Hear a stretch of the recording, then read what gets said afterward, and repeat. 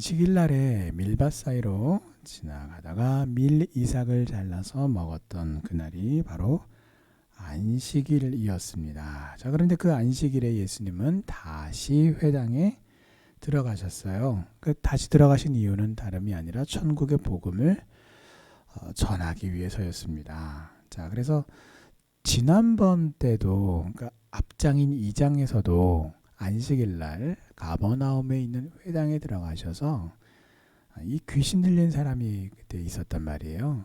그런데 그때는 사람들이 잘 몰랐었는데, 자, 오늘 말씀을 읽어보면 한쪽 손 말은, 그래서 누가복음 말씀을 보면 이 한쪽 손이 바로 오른쪽 손임을 알 수 있습니다. 그래서 한쪽 손이 마비가 된 사람이 그 회당 안에 있었는데, 그 회당 안에 있는 사람들이 그 사람이 손이 마비 증세가 있는 사람이다라는 것을 다 알고 있었고요. 그것만이 아니라 예수가 오늘도 저 사람을 고치는가 안 고치는가 하고 주시하고 주목하고 있었다라는 것입니다. 더더군다나 단순히 지켜보자라는 정도가 아니라 오늘이 안식일인데 이 안식일에 병을 고친다, 즉 일을 한다. 이것은 곧 하나님이 세우신 안식일을 거룩히 지키라 라고 하는 말씀을 어기는 것이니 이것은 만약에 병을 고치면 고소고발을 하리라 라고 이렇게 뭔가 안식일을 범했다. 근데 이게 지금 이 모든 부분들이 사람들이 어떻게 해요? 마음속으로 그것을 품고서 다 하나하나 지켜보고 있었단 말이죠. 그러니까 이 모든 상황으로 미루어 보았을 때에 한쪽 손이 마비 증세가 있는 사람이 왜 거기에 앉아 있는가? 바리새인들이 사람들이 예수를 고발하기 위해서 일부러 데리고 왔을 가능성이 아주 농후하다라는 것입니다. 자, 유대인들에게 있어서 이 율법은요, 목숨과 같은 것이죠. 자, 그러다 보니까 안식일에 노동하는 것을 엄격히 금했습니다. 그래서 이것을 주동적으로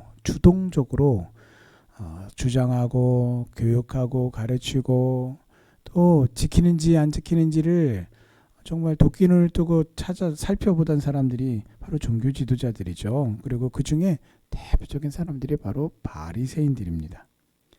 자, 그래서 이 바리새인들에게 있어서는 예수님과 예수님의 제자들은 아주 눈에 가시 같은 존재들이, 아니 이 사람들이 왜 갑자기 이렇게 안식일날 하지 말아야 될 일들을 자꾸 하지?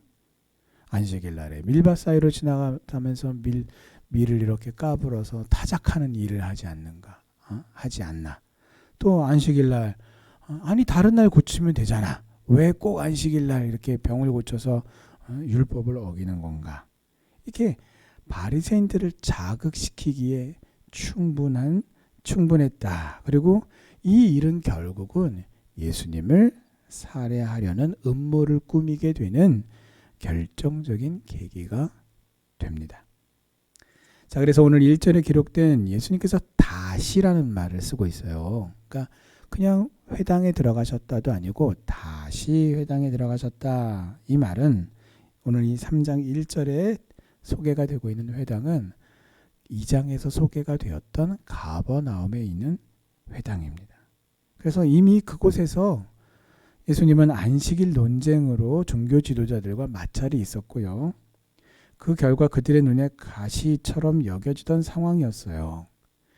그리고 아까도 말씀을 드렸지만 이미 앞서서 귀신 들린 자를 고쳐주셔서 왜 안식일날 이렇게 병을 고치는가 라고 하는 그런 마찰이 있었단 말이죠. 그런데 그럼에도 불구하고 예수님은 다시 가버나움에 있는 회당으로 가셨어요.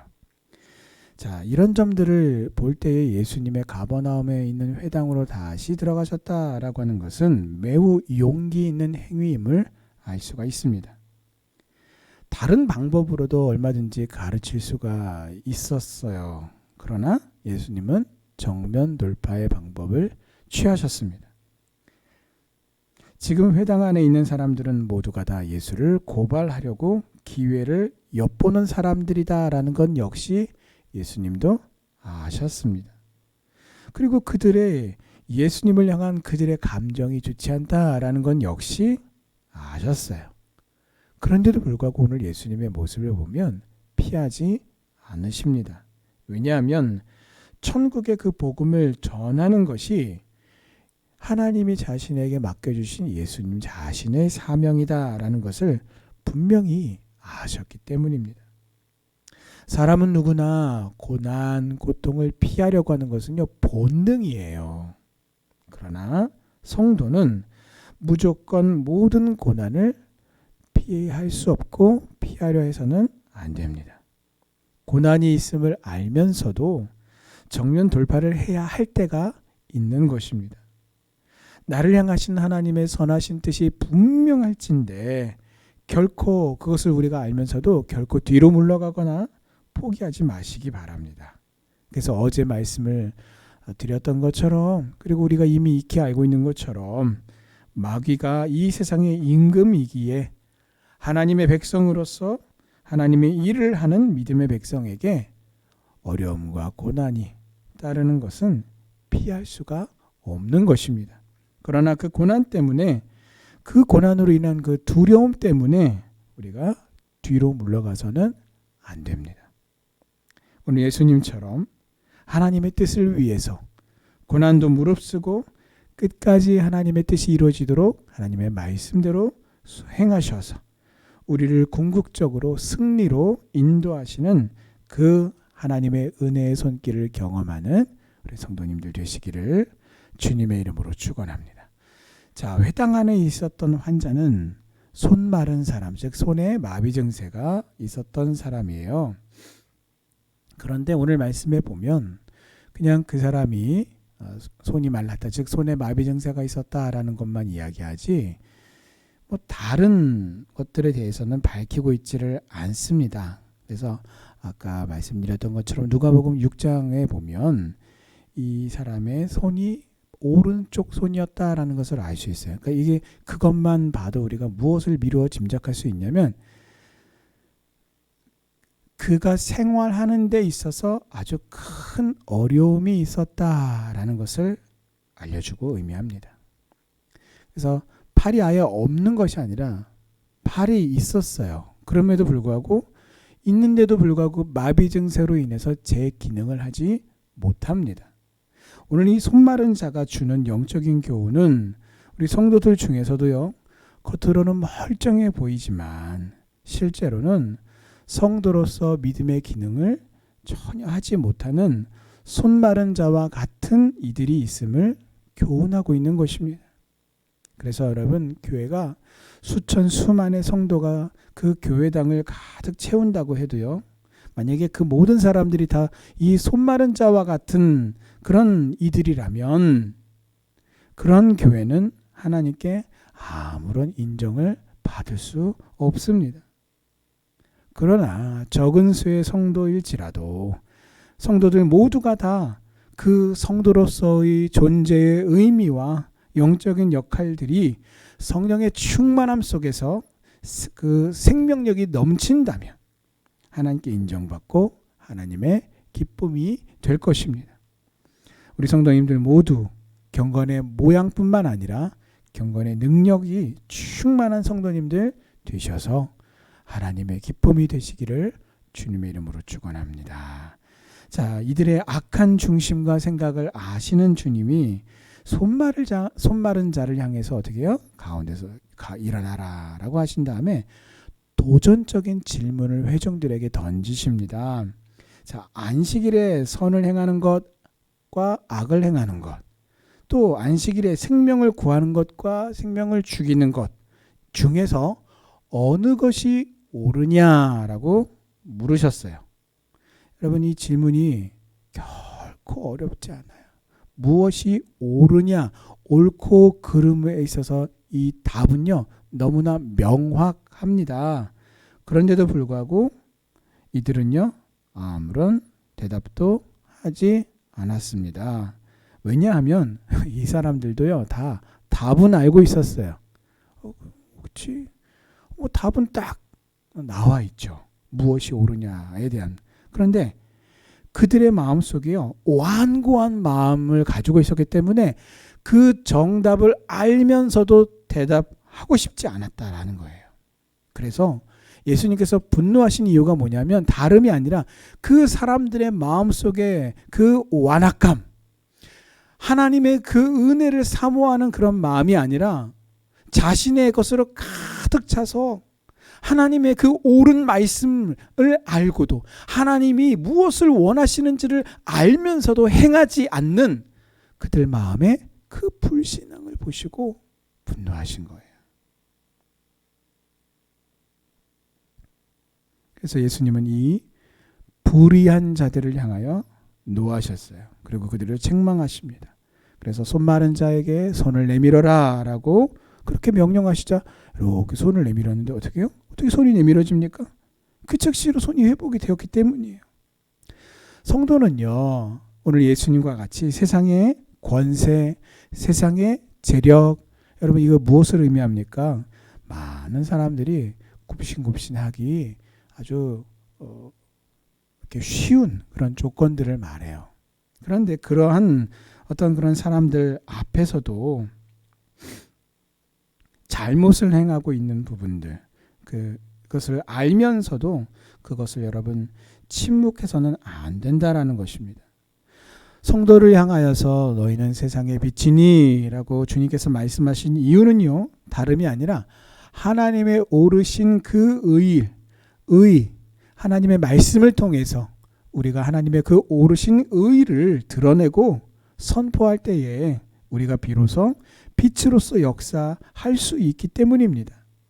오늘 예수님의 질문에 침묵으로 일관하고 있는 이 비겁한 회중들을 보십시오.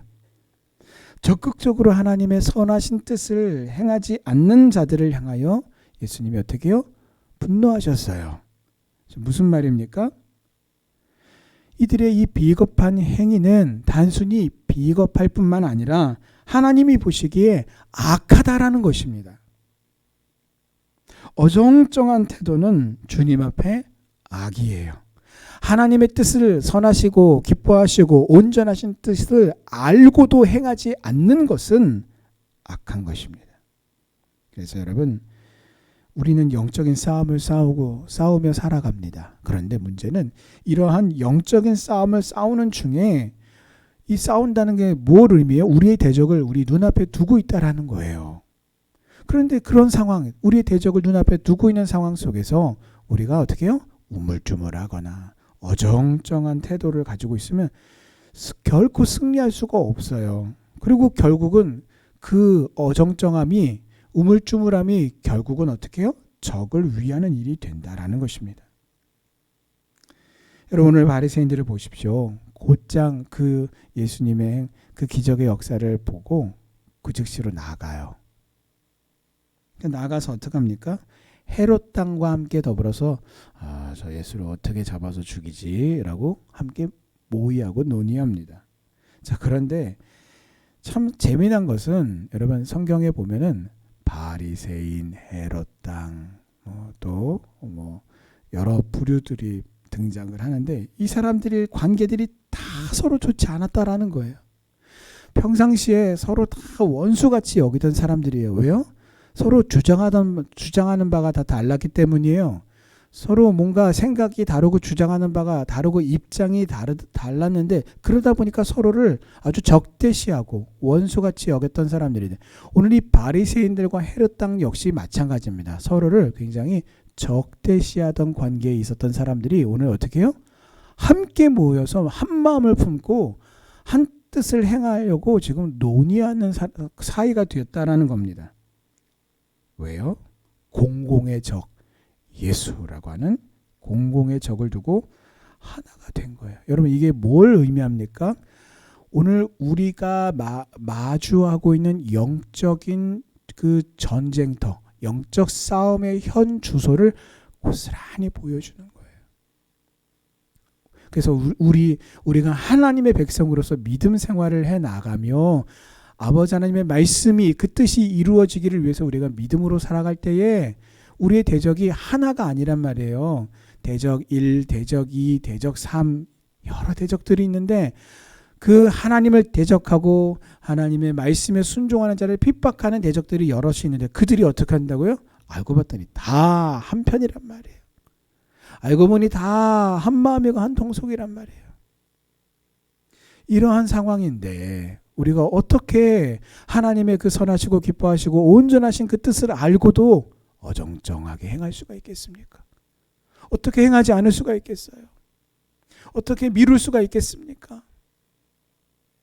그러므로 우리가 마귀의 모든 그 괴계를 맞서고 대적하고 이기기 위해서 하나님의 전신갑주를 입어서 모든 영적인 싸움에 예수의 이름으로 승리하기 위해서는 오늘 하나님의 말씀에 즉시로 순종하고, 그래서 우리 안에 애매모호한 모든 태도와 그런 자세들을 우리가 일찌감치 버리고 이 영적인 싸움에 예수의 이름으로 승리하는 우리 성도님들 다 되시기를 주님의 이름으로 축원합니다.